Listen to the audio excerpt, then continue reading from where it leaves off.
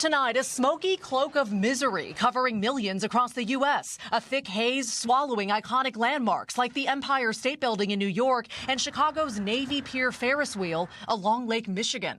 It's insane here in Chicago. The smoke is so thick we can smell it through these masks, and officials today pulled lifeguards from these beaches, just pleading with people to stay inside.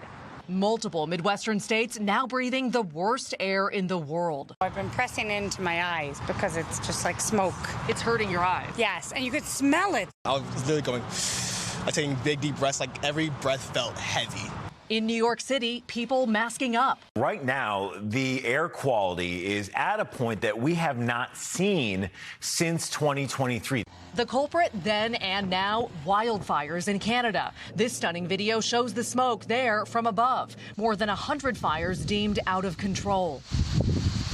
Tonight, officials stressing the health dangers even for those without respiratory issues. At unhealthy levels, everyone, not just people with asthma and heart conditions, not just older adults, everyone may feel health effects. Dr. Carly Hampshire warning our Erin McLaughlin. Spending one day in poor air quality like this has often been compared to the equivalent of smoking about 7 cigarettes.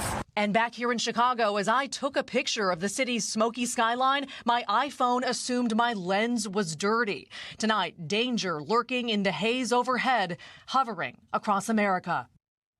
Maggie Vespa joins us now live from Chicago. Maggie, you were masked up because it is dangerous out there. So many families have kids at camp and spending time outside. What are the recommendations for them in the days ahead?